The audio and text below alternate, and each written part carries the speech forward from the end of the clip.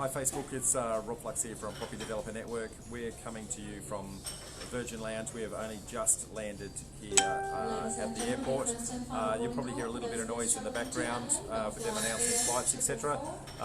We're jumping on a 9 o'clock flight. We're based, so when I say we, I mean myself and Tony Meredith. So we're quite fortunate in the fact that I've just spent the entire weekend with Tony running our two-day event called The Psychology of Property Development.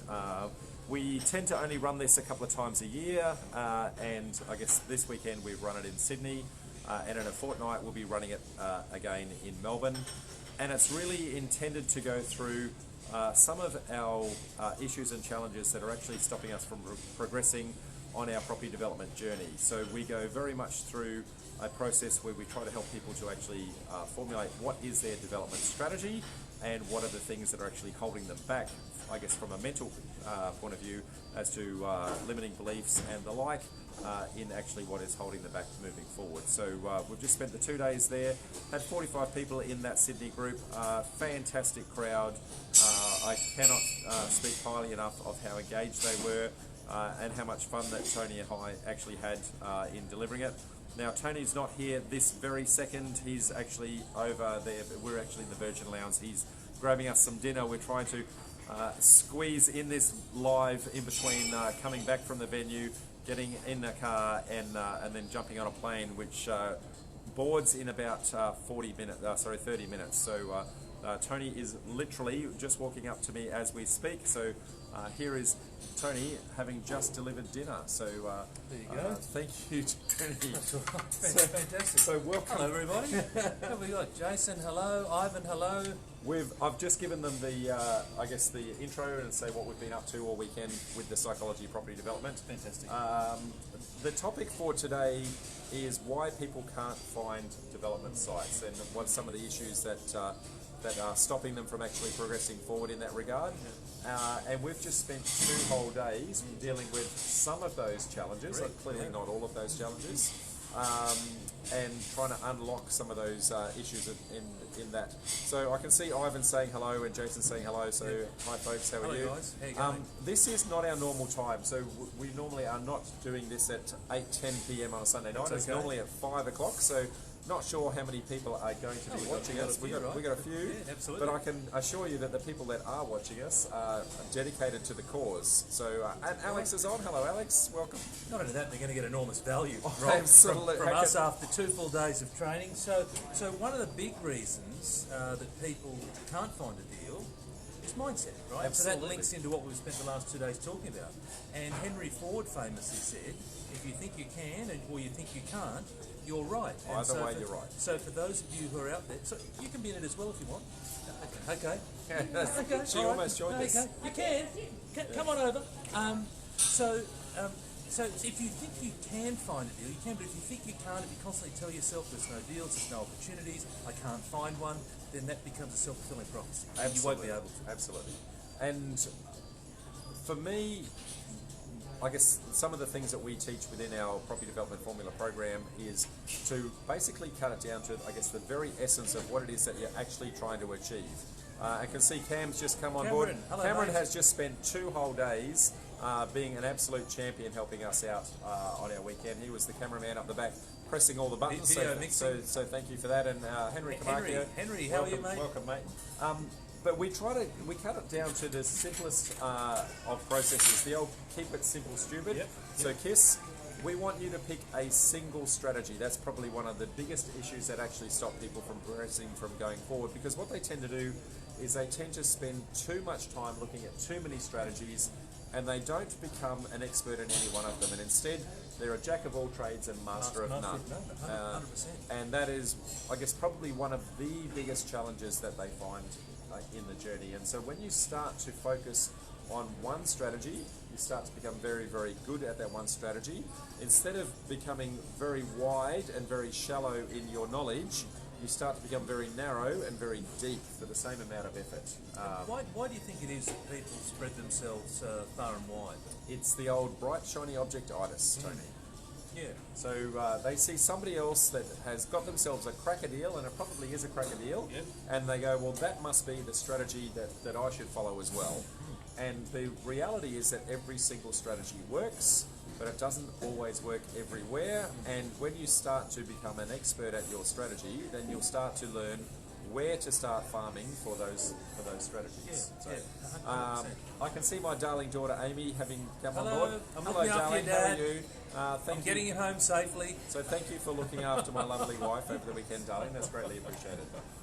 So that's the first start, is to, I guess, lock in your strategy. And we just spent the 2 days talking about both mindset, but specifically the strategy. We actually, people walk away from that 2-day experience with a 5-year property action plan that locks in that strategy, gets them very clear on their purpose, very clear on why they're doing the process, and you know what is their roadmap for what they're actually going to do moving forward. 100%, absolutely. And so then from the strategy side, what's next? So from a strategy perspective, then you want to lock in a single council. And the reason for that is that there are 537 different councils Australia-wide. Yep. So even with that one strategy, that's 537 different versions of how to execute that strategy, because every single council is going to have different variations and permutations that you're going to do. So from different lot sizes to different yield analysis to different setbacks. So what you want to do is become both an expert in your strategy, and then from there you want to become an expert in your council, and know those council rules. Fantastic. And Michael Carr has joined us. Hello, mate. Thanks for spending 2 days with us. Thoroughly enjoyed that. Michael Cawthorne and Mark Nabin. Hello, buddy. How are you? We'll see you tomorrow night. Mate, we're getting quite a crowd at this hour. We are. This is it. Maybe I should move this to 8 o'clock at night. It's called Test and Learn, right? So just excuse the background noise. But yeah, so you're trying a different time, and perhaps 8 o'clock on a Sunday is the go. So then after your council, then what's next? So from there, once you know, I guess, what the strategy is, you know what the council is, then what you're going to start to do is actually farm the individual suburbs within that council to determine the probability of success for your strategy. Now the reality is that every strategy works, but it does not work everywhere. So what we're trying to do is we'll get you to do a suburb analysis to get you to understand what the highest probability of success for your strategy is in that area. So you'll be looking at things like demographics. You'll be looking at evidence of previous sales, both of the raw product going in and of the finished product going out. So if people are not building that finished product, if there's no evidence of that success, then it becomes quite challenging to prove whether or not that's actually going to be an area for you to farm. Now that's not to say that a deal won't exist in another suburb, it quite likely will, but what we're trying to do is get people to be looking in areas where that probability of success is very, very high. Because the reality is that you only need 1 or 2 deals to actually have success and get you on the roadmap to getting out. And a perfect example of that is yourself, who after 3 deals is out. And right? Sitting here, Virgin Lounge. On a Sunday night. So you're absolutely right. So what's then okay? So we've now got our suburbs. Absolutely. Okay. Then what's next? So once we've got to the suburb side of things, and how we pick that suburbs is a very simplistic process in concept, but it's very hard in execution. And I guess the guys that do our property development formula program, we give some tools to actually help to expedite this process. But effectively what you're going to try and do is reverse engineer the suburb to say, well, what does the finished product actually sell for in that suburb? You subtract the profit from that and say, well, I want to make sure that I lock in that profit right up front. So Robert Kiyosaki, rule number 1 says pay yourself first. So if you lock in that profit up front, then you start to subtract the typical costs that will go into your development strategy. And then after you go sale price minus profit minus costs, then the bit that is left over is the maximum that you can pay in that area in order to lock in that profit.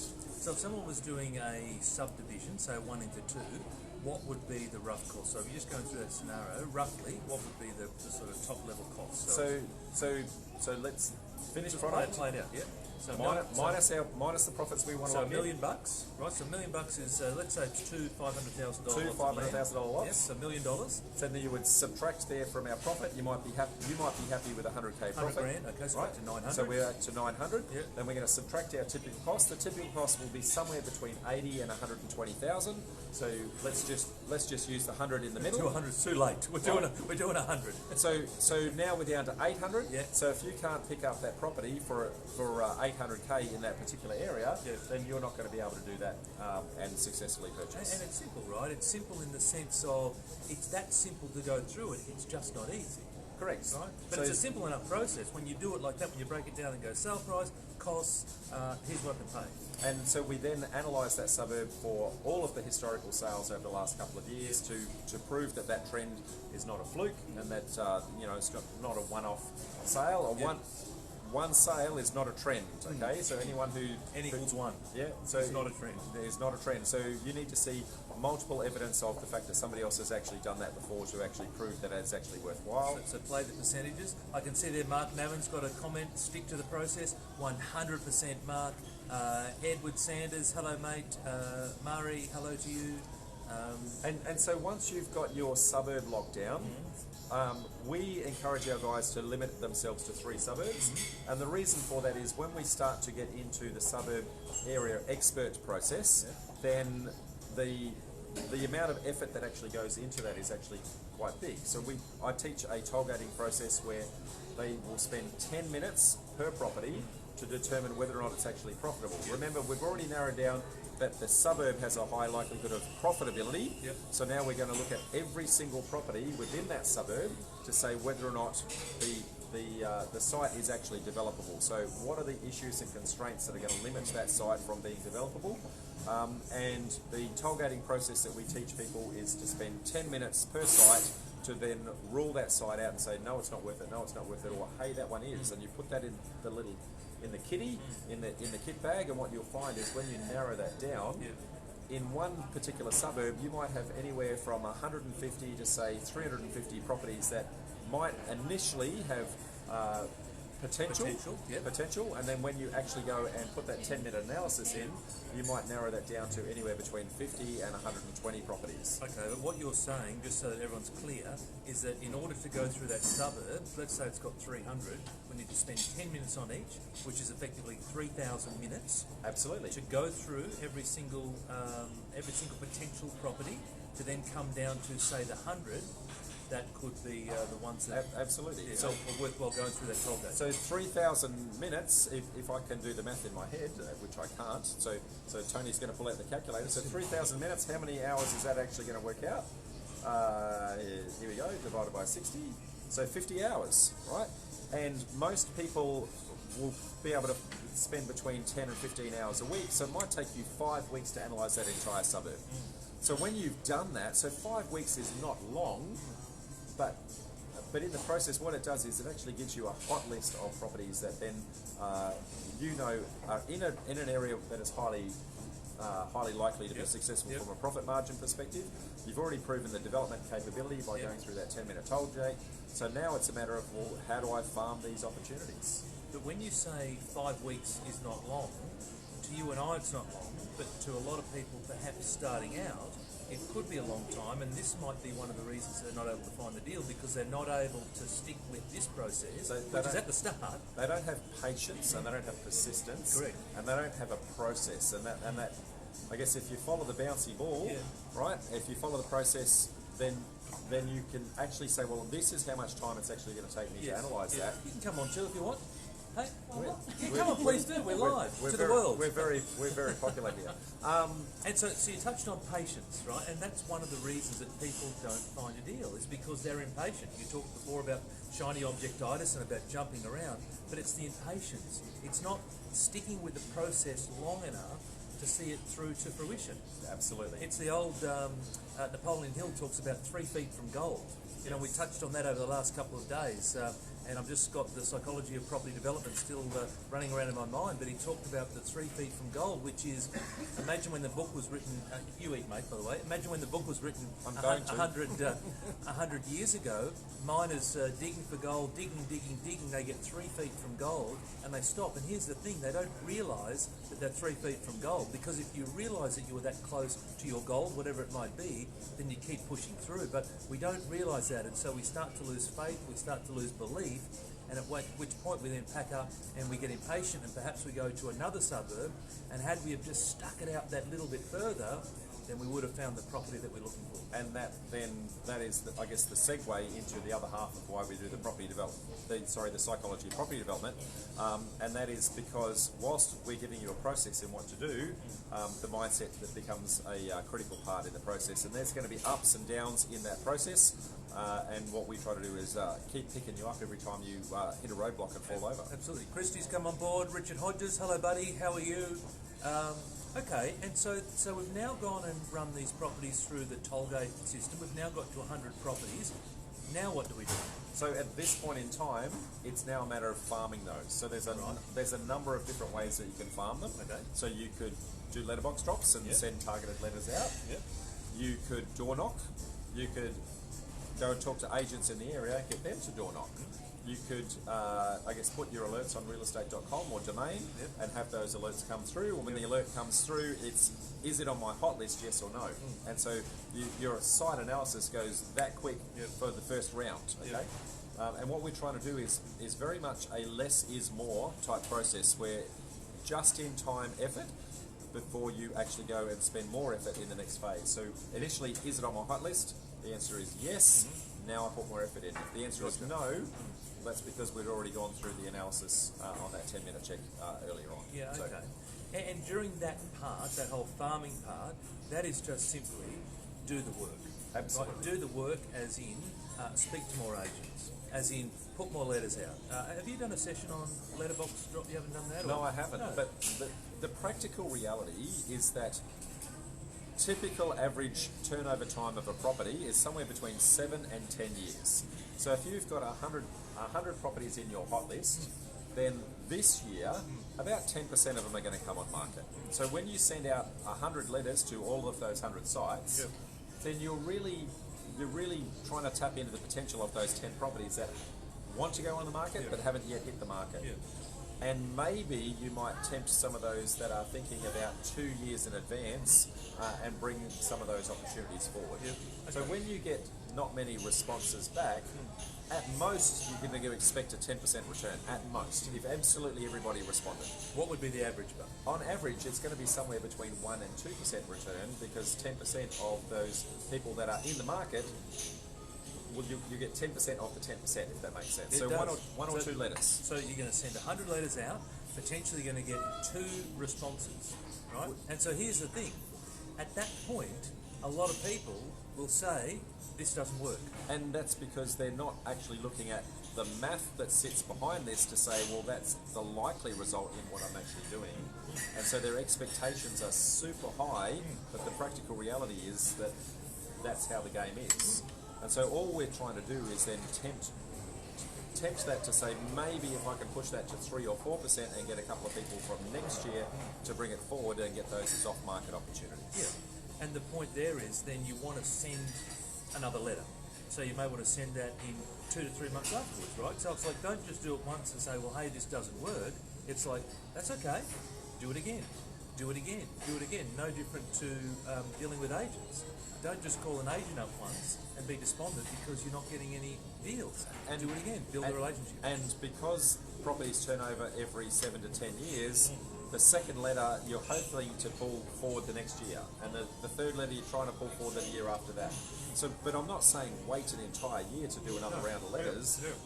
You should do them 3 or 4 2 to 3 months, 3 or 4 months apart at most, and you might have different variations of your letters that are trying to appeal to a very different demographic. So what does that mean? What's different variations mean? So there's a couple of different permutations that might actually apply. So if you send a letter out and you're going to say, hey, I'm a developer, I want to buy your site, then half of the population is going to say, I hate developers, I'm not ever going to respond to a developer's letter, and so they just won't even bother. Yep. Right? Yep. If you send a different kind of letter and just say, hey, I'm looking to move into the area, wanting something with a big backyard, then you're not going to appeal to half of the people that want to sell to a developer because they think they've got a development capable site. Gotcha. So no matter what kind of letter you send out, you're never going to get 100% of the people that might be interested in selling their property. Yep. So what you could do and what you should do is variations of the letter where letter number 1 might be saying, hey, I'm looking for something with a big backyard, and you remain silent as the fact that you're a developer. Right. Letter 2 might be a little bit more of an inkling to say, well, maybe I can give you a little bit of an uplift, but you don't really say how or why. Yeah, okay. And then letter 3 might be that you actually reveal the fact that you are actually a developer. So then you're appealing to all segments of the market, but you're doing that by telling a little bit of a story.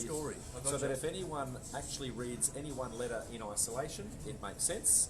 But if they get 2 or 3 letters in a row, then it's actually going to go, I can actually see what's actually going on here, and actually sequence and actually start to make a bit of sense. Now, I've had some more people join us, Rob. We've had Steve, Assad, Jen, hello. 23 people watching. There's a few others that have gone. There's a few others that have gone whizzing past. Vanessa's there. Vanessa's another one. Hello to all of you. 23 people, Rob, here at, what's the time? About 8:30? It is 8:30. We're about 10 minutes from them calling, boarding the plane, folks. So with that being the case then, do you have any questions of Rob and or I, given I'm here as well, but have you got any questions of Rob? We haven't had too many questions tonight, so we've had no questions. We've had a bit of a chat, you and I, and we've been, I've been asking you plenty of questions, but if you've got any questions of Rob, hello Vanessa. Vanessa says hello.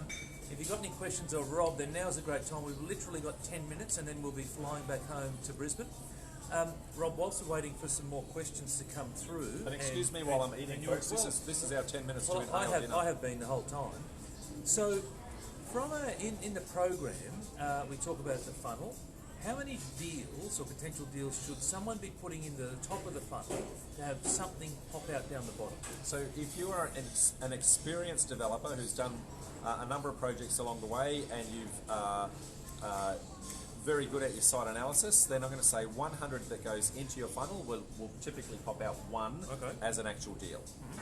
As you're learning the process, you're going to make a few mistakes along the way, and the good news is that those mistakes are quite safe in making them right up until the point where you actually get under contract. Right. So if you misdiagnose a site in the early stage and you don't pick it up because you don't recognise it's developable, then it's not actually costing you money. But whilst you're learning, I'm going to say about 300 in and 1 pops out. Okay, and so again, the message here is stick with it. Stick with it. We're giving up too soon. We're being impatient. We've got shiny objectitis. We're jumping around from different suburbs, different strategies. Someone's over there doing something on townhouses. Oh wow, I'm going to go and follow that shiny object, or someone else is going to do a. That's well done, mate. So Vanessa's saying, kids just slept, so thought I've missed it all together. Great surprise to see you guys on. Hey, great surprise to have you join us, Vanessa. Thank you so much. So the point is that you just need to constantly put in the work and be persistent and consistent with your actions, and that's how you go about finding a deal. Correct. So it's about process and being consistent with your process, being very deliberate with your actions. It's about persistence, as you said, in actually following that. It's about the fact that you are going to get rejected a number of times along the way. You're going to get knocked down, and being able to have the resilience and the mindset to be able to cope with that, and have some coping strategies that sit in and around that.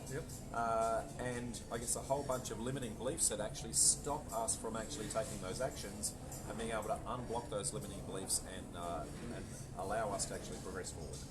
And one of them is fear, right? So one of the big limiting beliefs is fear, and whether that be fear of failure, fear of not putting in a low offer, fear of dealing with agents, all sorts of fears that are holding people back. So it's all about how do we work our way through those various fears.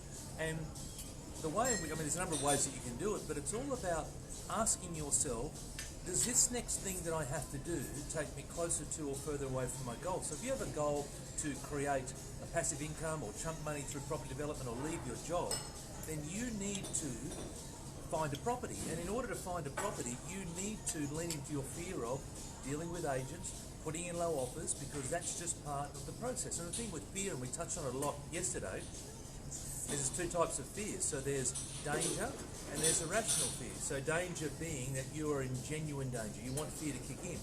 But irrational fear is you're worried about putting in a low offer. You're worried about being criticised by other people. That's a rational fear, and these are fears that we've built up in our mind. And so if we can learn those fears, then we can unlearn those fears, and it's about leaning into them, doing the things that make us uncomfortable. When you do them enough, you get comfortable at it to the point where you just do it, right? You just keep going and going and going. Absolutely, and I won't name, I guess the people that were in attendance on our weekend, but a couple of examples that came up were some people that were doing some quite experienced development. So there was one couple who'd done 80 duplexes, Yep. and another person who'd done 800 lot land subdivisions.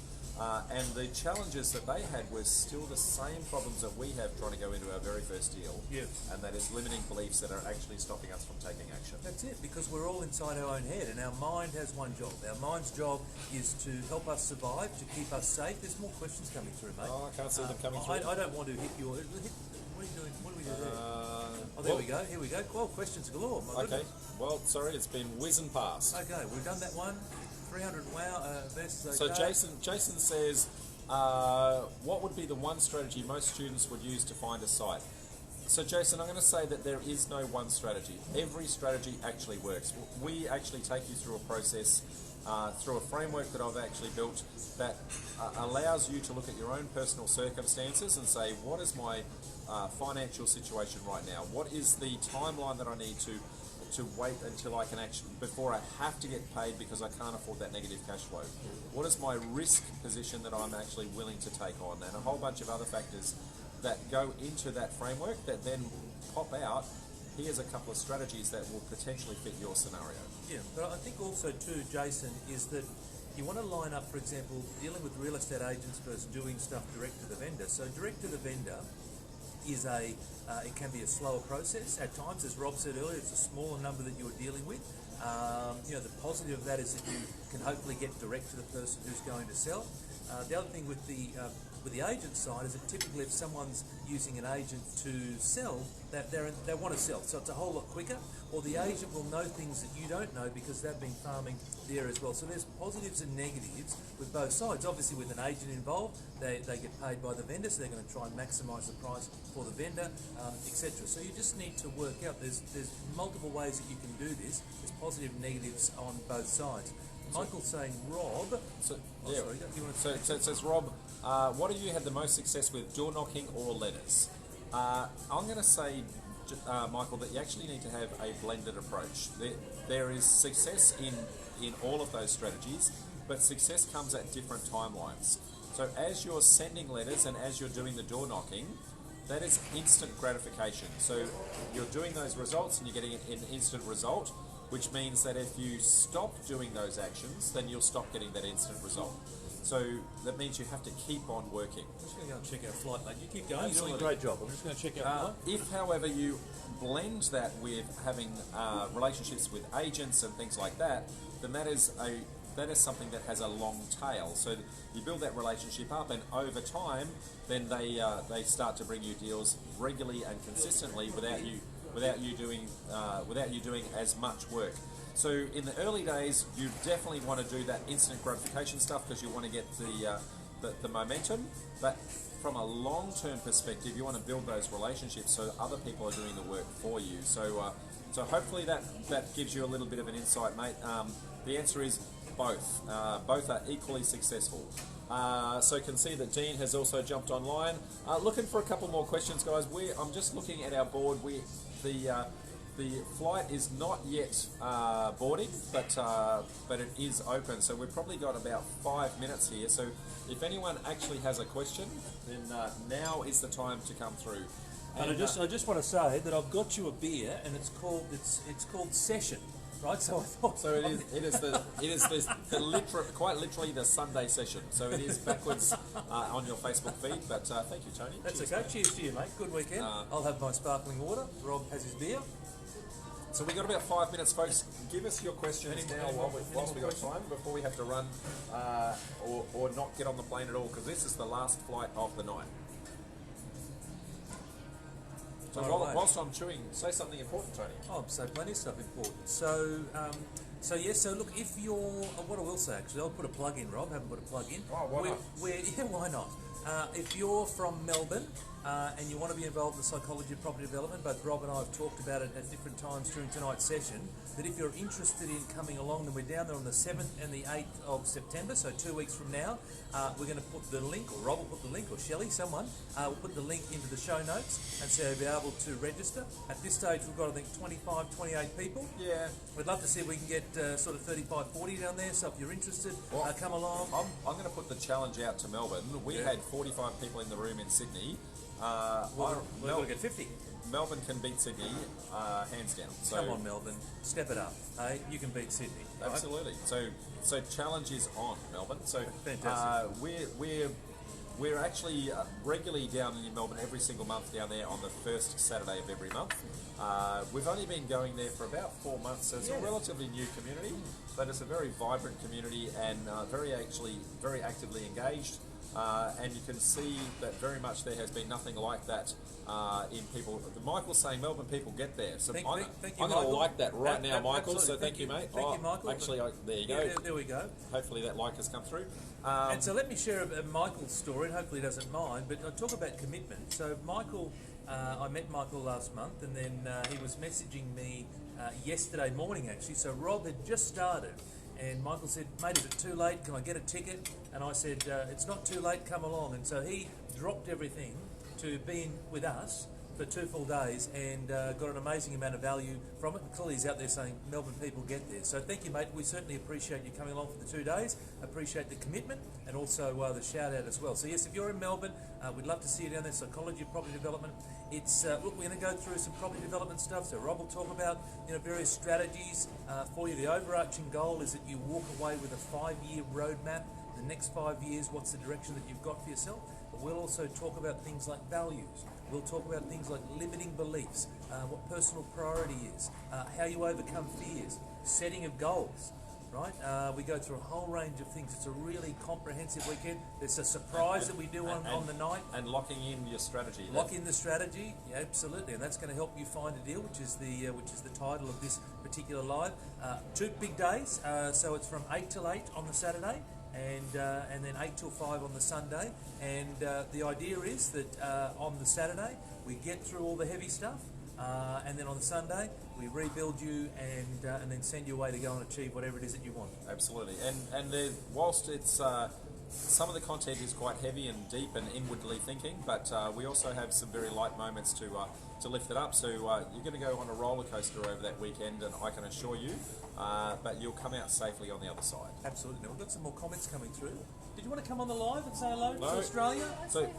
So Michael says, once you receive a reply from a letter, what is the next few steps if they are interested? So that's really simple. Have a phone call with them, Michael. Phone call. Absolutely. Do not randomly throw a offer over the fence via an email or a return letter where you've never, ever actually spoken to them. You want to have a face-to-face conversation with them. Pick up the phone and say, hey, there's a couple of different ways that we can actually execute this deal. Really need to understand your personal circumstances. Do you need money today? Are you looking for long-term delayed settlement? We can potentially. No, that's not us. That's Melbourne. We're fine. We're the last flight We're out. the last flight out to of the tonight. night out of this airport. So I'm going to say we've probably got about 2 minutes to go. So So getting the phone to ring. That's the ultimate objective. The ultimate objective of sending letters is to get the phone to ring, or you to make the call. And you to make the call, and then meet with them face to face. We teach you a whole bunch of strategies in how to actually understand and read their personality profile and actually understand your personality profile. So when you're actually interacting with someone, you'll know whether or not you're coming across in the right, the right perspective. So the message that you're delivering, is that being received in the way that you intend? And that's really critical. So when you actually are sitting in front of them, how do you actually understand what their drivers are? How do you understand what their motives are? And if you can find out their problem and you can provide a solution that meets their problem, then that's when you will actually get to the point where you're actually getting a deal. That's actually us. That is our flight. That's our call. So is there any last questions? Still plenty of people on watching, Rob, but is there any last questions for us? So, Just on that last point there around the whole personality side of things and understanding the person that you're talking to, again, to put the plug in, we actually talk about that and discuss that during the 2-day Absolutely. event, the Psychology of we Profitability. actually get you to do a profiling exercise and get you to understand how to read yourself and also how to start to actually understand how to read others. I just want to shout out to Michael. So again, Michael Carr, who came along yesterday morning, made the decision, came. So he's saying, Tony, I forgot to mention that Michael tore his calf a couple of days ago. Not only that, he left his book at home this morning and paid for an Uber driver to go and get it as well and bring it back. So you talk about that is commitment. that is dedication. Right, commitment to the cause. That is so impressive, Michael. And as I said, I was impressed the fact that you made it yesterday, but now through injury and also then, with the boulder. In fact, I caught Michael outside and I said, "What are you doing?" He told me that he just organised an Uber. Was waiting for his Uber to bring his folder to the class. So fantastic. So- hey guys, The board is saying boarding, which means that we have to run. So it's been fantastic. I've spent 2 fantastic days with you. So very publicly, Thank you, mate. Thank you, mate. Thank you. Appreciate it. And Melbourne, we're coming at you. Thank you, Rob, for the opportunity. 2 weeks in Melbourne. We do it all again, right? I'm going to get on the plane and I'm going to have a kip. And until next time, guys, I'll see you next weekend. Bye, guys. Thank for you. now. Bye.